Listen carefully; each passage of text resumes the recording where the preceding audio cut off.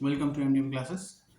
We are on our third subject, that is improving people's performance, और subject है business management, chapter number 1. So how we are going to, पहली चीज़ जो हमें पता चली कि हम बहुत तेज़ बोल रहे हैं, तो हम बहुत शांति से बोलेंगे. हम बहुत ज़्यादा शांति से बोलेंगे. How are going to do this?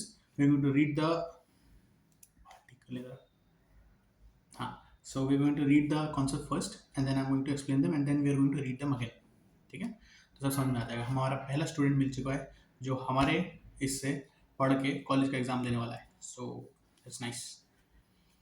So points to remember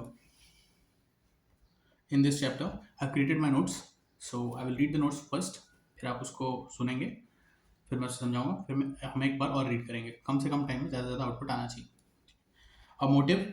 A motive is an inner state that energizes, activates, and moves, and that directs and indulges human behavior towards goal.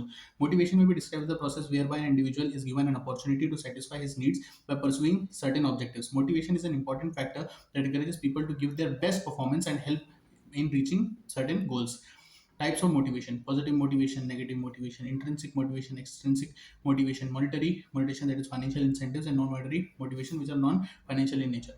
According to Maslow, within every human being there is a hierarchy of 5 needs, that is physiological needs, safety needs, society needs, esteem needs, and self-actualization needs. Theory X and Theory Y. As explained by M.C. Gregor, Theory X represents a pessimistic or negative view of human nature, whereas Theory Y represents an optimistic or positive view of the behavior. Motivation hygiene theory or dual factor theory was developed by Frederick Herzberg and his associates. After analyzing the response, Frederick Herzberg noted that in the absence of a maintenance factor like job security, salary, quality, supervision, etc., workers may feel dissatisfied, but the presence of these factors does not motivate them. In the same way, presence of motivators like recognition, opportunities, personal growth, etc., workers may feel motivated, but their absence does not make them dissatisfied. McClelland, in his need theory, has identified 3 basic motivating needs: need for power, need for affiliations, and need for achievement. Along with his associate along with his associates performed certain research work on these basic needs.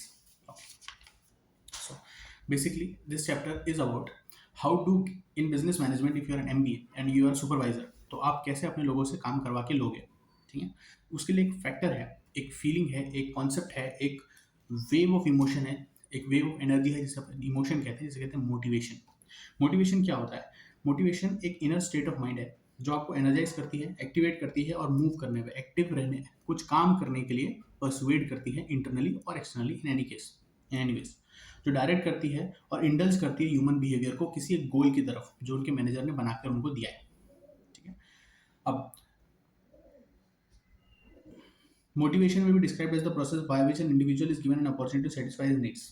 ठीक है, एक बंदे को एक opportunity मिलती है अपनी needs को सेटिस्फाई करने की और उनको सेटिस्फाई करता है, उसे कहते हैं motivation by taking the action. तो वो जिस थॉट प्रोसेस से उस काम को करता है उसे कहते हैं मोटिवेशन. ठीक है, बहुत इंपॉर्टेंट फैक्टर होता है किसी भी टाइप के गोल को जाने के लिए, को प्राप्त करने के लिए. अब टाइप्स ऑफ मोटिवेशन कौन कौन सी होती हैं? Positive motivation, negative motivation, intrinsic motivation, extrinsic motivation, monetary motivation and non monetary motivation. Positive motivation क्या है? You can do it. मैं एग्जाम्पल के बताता हूँ. You can do it. Negative, अगर नहीं करेगा तो मारूंगा.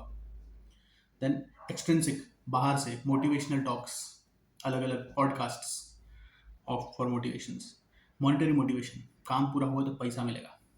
पापा ने बोला पास हुए तो घड़ी, और पापा ने बोला फेल हुए तो छड़ी, that is extensive. And then non monetary motivation, recognition. अगर मेरी ऑल इंडिया रैंक बनाती है तो मेरे को रिकॉग्निशन मिलेगा, that is extensive motivation. Then Maslow करके एक बंदा है, उसने बोला है कि जो भी ह्यूमंस है, उसने एक नीड हायरार्की थ्योरी बनाई. उसमें उसने 5 नीड्स बताई. सबसे पहली फिजियोलॉजिकल नीड्स, उसके ऊपर सेफ्टी नीड्स, उसके ऊपर सोशल नीड्स, उसके ऊपर एस्टीम नीड्स, और सबसे ऊपर सेल्फ एक्चुअलाइजेशन सबसे एंड में जो आती है. सबसे पहले जरूरी है फिजियोलॉजिकल नीड्स, मतलब जो जिंदा रहने के लिए हमारे लिए जरूरी है, एयर, पानी, एक्सेट्रा एक्सेट्रा. सेफ्टी नीड्स मतलब किसी एक एडवर्सिटी में मैं हमेशा सेफ रहूँ, कोई चीज़ ऐसी ना हो जिससे मेरा वेलबींग, मेरा एग्जिस्टेंस खतरे में आए, मेरा या मेरे लोगों का एग्जिस्टेंस. वो सेफ्टी नीड्स हुई. जब वो पूरी हो जाती है उसके बाद सोशल नीड्स, मेरे को सोसाइटी में रिकग्निशन, रिस्पेक्ट मिलनी चाहिए. उसके बाद एस्टीम नीड्स, खुद के लिए. सोशल नीड्स सिर्फ सोसाइटी की रिस्पेक्ट के लिए नहीं होती, वो बिलोंगिंगनेस की नीड्स होती हैं कि मतलब मैं अकेला नहीं हूँ, मैं लोगों से मिलूँ घुलूँ मिलूँ, वो सब सोशल नीड्स में आता है। एस्टीम नीड्स के सोसाइटी मेरी रिस्पेक्ट करे और मैं जो काम कर रहा हूँ उसमें मुझे इतना रिकग्निशन मिले कि I am looked upon two, I am respected. फिर सेल्फ एक्चुअलाइजेशन नीड्स जो होती हैं कि ये सब क्या है, मैं कौन हूँ, समय क्या है, मैं यहाँ क्यों आया हूँ, वो सेल्फ एक्चुअलाइजेशन नीड्स होती है। अब एक थ्योरी है एक्स और वाई की जो MC ग्रेगर ने बनाई है। वो एक पेसिमिस्टिक और नेगेटिव व्यू और एक पॉजिटिव व्यू बताती है। थ्योरी एक्स क्या कहती है कि लोग क्या काम करते हैं, जब उन्हें डराया जाता है तभी वो काम करते हैं। ठीक है, इसलिए जो बहुत सारे बॉसेस रहते हैं जैसे स्टीव जॉब्स, इलॉन मस्क वगैरह, वो बहुत हार्ड टास्क मास्टर्स होते हैं। उनके हिसाब से बिजनेस होना चाहिए, वरना अगर वो नहीं हो रहा they will fire you in instant. कोई लेबर लॉ वगैरह नहीं लगता वहाँ पे, वो आपको फायर कर देंगे, फिर आप केस लड़ो वो भी केस लड़ेंगे। थ्योरी वाई क्या कहती है, बड़ा पॉजिटिव अप्रोच है किसी से काम करवा के लेने का, किसी के साथ काम करने का, मतलब उनको इन्वॉल्व करिए, उनको मोटिवेट करिए, be positive around them, don't be an hard task master. Okay, ये दो थ्योरीज हैं। यूजुअली थ्योरी एक्स बहुत डायरेक्टली फिट करती है। थ्योरी वाई के लिए सिर्फ आपका नहीं अगले का भी इन्वॉल्वमेंट होना ज़रूरी है। इन्वॉल्व होना उतना समझदार होना ज़रूरी है, वरना उन्हें यही लगेगा कि आप जो कर रहे हैं वो गलत है, क्योंकि उन्हें कुछ तो पेन होगा ही काम करने में, और वो समझ नहीं पाएंगे जो आपने किया वो क्यों किया। Motivational hierarchy theory or the dual factor theory was developed by Frederick Hansberg. Motivational की हायरार्की थ्योरी और डुअल फैक्टर थ्योरी जो होती है वो अपने हर्सबर्ग ने बनाई थी। उसने ये बताया कि डुअल फैक्टर थ्योरी है कि जैसे जो चीज़ें हैं, कुछ ऐसी चीज़ें हैं जैसे कि job security, salary, quality, supervision, अगर ये नहीं रहे तो बंदा डिससेटिस्फाइड रहेगा। लेकिन ऐसा नहीं है कि अगर ये रहे तो वो मोटिवेट हो जाएगा। ये मिनिमम रिक्वायरमेंट्स है किसी भी चीज़ की। एक चीज़ ये अच्छी चीज़ें हुई जो रहनी चाहिए, और कुछ बुरी चीज़ें भी हैं जैसे कि कुछ ऐसी चीज़ें रिकग्निशन, कुछ मोटिवेशंस हैं, recognition, opportunities, personal growth etcetera. इनकी वजह से वो मोटिवेटेड फील करता है, लेकिन अगर वो नहीं रहेंगे तो ऐसा नहीं है कि वो डिमोटिवेटेड फील करेगा एम्प्लॉय। तो ये डुअल फैक्टर थ्योरी है कि इनका रहना ज़रूरी है इन एनी केस, ये एक मिनिमम स्टैंडर्ड है। फिर एक मैकलेलैंड है, उसने एक मैकलेलैंड उसने बनाई एक नीड थ्योरी जिसमें उसने 3 बेसिक मोटिवेशन की नीड्स बताई।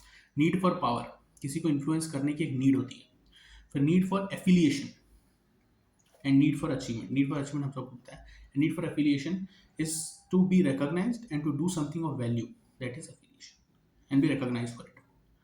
और फिर उन्होंने इसी पे के अराउंड, इन बेसिक नीड्स के अराउंड बहुत सारी रिसर्च करी, जिससे आज कई सारे MBAs मैनेजमेंट कोर्सेज में पढ़ाया जाता है।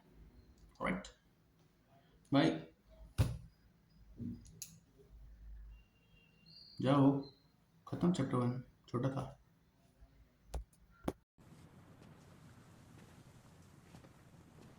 You're still here.